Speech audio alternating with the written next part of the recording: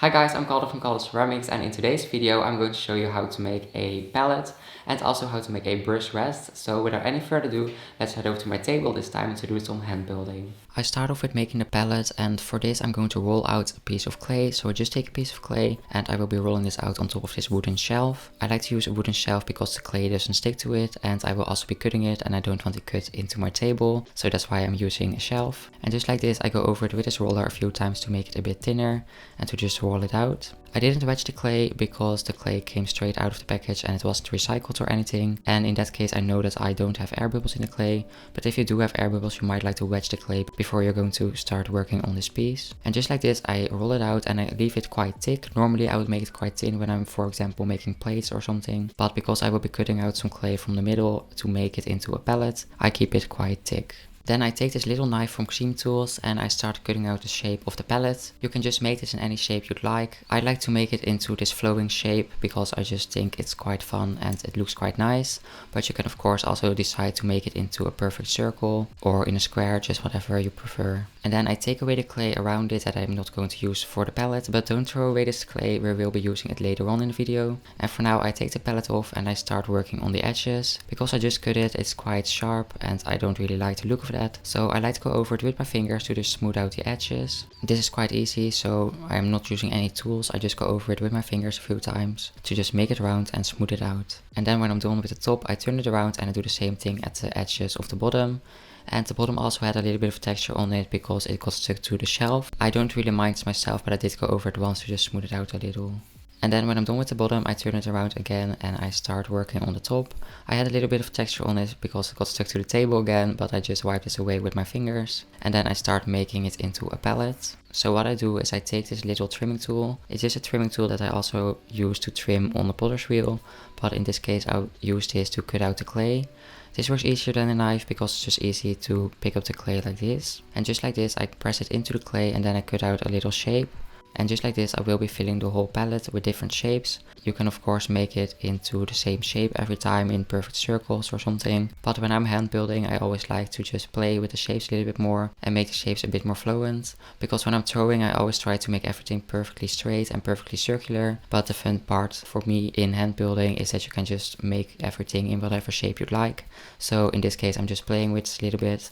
I didn't plan it out in my head, I just went with it and saw what I liked. And you can of course make these as deep as you'd like. I'm not going to use that much paint or that much glaze in these pieces, so I'm not making it too deep. But if you are planning on using a lot of paint at once, you might like to make them a little bit deeper. In that case you would just have to roll it out a little bit less and keep the clay thicker and then just cut away a bit more clay. And then when I fill the whole palette up with these shapes, I start opening them completely. For this I'm using a bigger trimming tool which is flat, and this just makes it quite easy to just cut away the clay in the middle. So just like this I scratch it off and cut everything away, and I just try to make it flat everywhere and align with the sides. I think you can hear a bird in the background. Okay, I think that's acceptable. And just like this I go over all of the middles. It's quite easy, so it's beginner friendly and I think everyone can do it, which is quite fun. And as you can see it doesn't have to be perfectly smooth and flat at this point yet. We will be smoothing it out later, but first we just open up all of the shapes.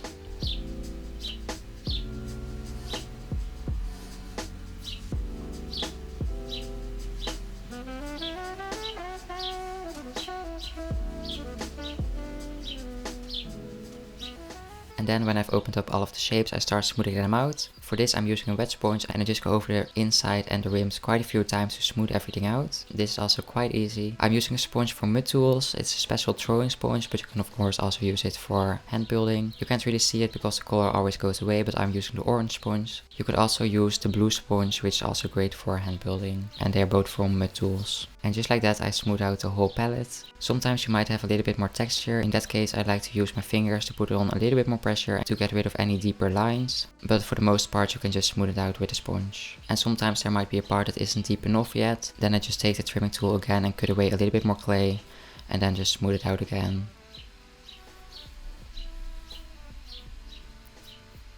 And as I said, it's quite easy and it kinda speaks for itself. So it is beginner friendly and fun to do, even with kids I think. And here I can listen to some birds again.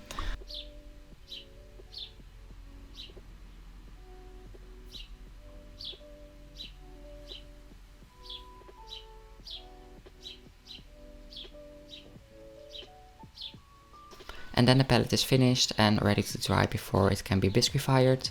My clay never really cracks or warps, but if you experience cracks in your clay when making, for example, plates, or your clay warps often, then you might like to let it dry under some plastic for the first few days. That way the clay will dry a little bit slower and might prevent your piece from cracking. Remember the piece of clay that I said not to throw away? That was the excess clay of the palette. I will now be using this to make a brush rest. You can of course also just take a new piece of clay, but since we're making everything a little bit more playful in some fluent shapes, I thought why not just use the form that it already had from rolling it out. Then I cut away some clay from the sides to make the piece of clay a little bit smaller, and as you can see I like to cut it round. And then I go over the top and over the sides with my fingers to just smooth it out a bit and make it nice and round as well.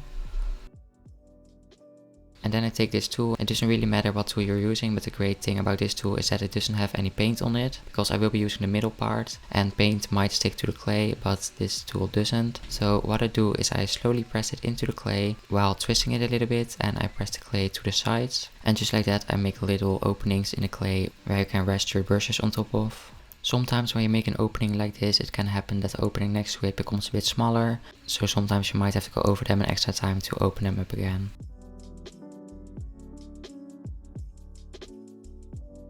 After making all of the openings in the clay like this, I like to press the clay in between a little bit thinner. This is just my own preference, it doesn't really make a big difference, but I just press the clay in between my fingers. And as you can see, the clay at the bottom had little cracks in it from pressing it downwards. In my opinion this isn't really a problem, but if you'd like you can take a sponge and smooth this out. I just carefully go over it and just wipe away the little cracks, and I do this on both sides. And then both of the pieces are finished and ready to dry before going into the bisquifier. After they've been bisquified I start glazing them, and I decided to glaze them with the glaze Opal White from Bisque Glazes. It's a pro glaze and you can use it at any temperature. If you're firing at a higher temperature like me, I would recommend to apply 2 coats. If you're firing at a lower temperature, I would recommend to apply 3 coats. And I just brush this onto the palette on the top and the sides. And I normally glaze my piece with a bit more color, and I actually never go for white. But the great thing about having a white palette is that you can see all of the colors nicely. When you're mixing paint or mixing underglaze, it's just nice to see the exact color, and you can see that the best on a white surface in my opinion.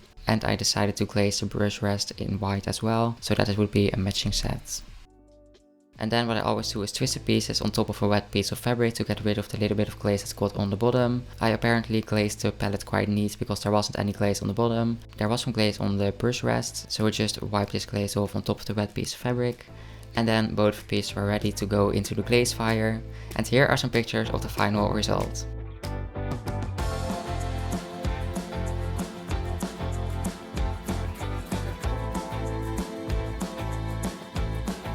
That was it for this video. Thank you very much for watching. I hope you liked it and learned something new from it. If so, please give this video a thumbs up and subscribe to my channel if you haven't on the chat. And if you're going to make this palette yourself and going to post it on Instagram, please tag me at Calder because I would love to see it. I hope to see you next week. Bye!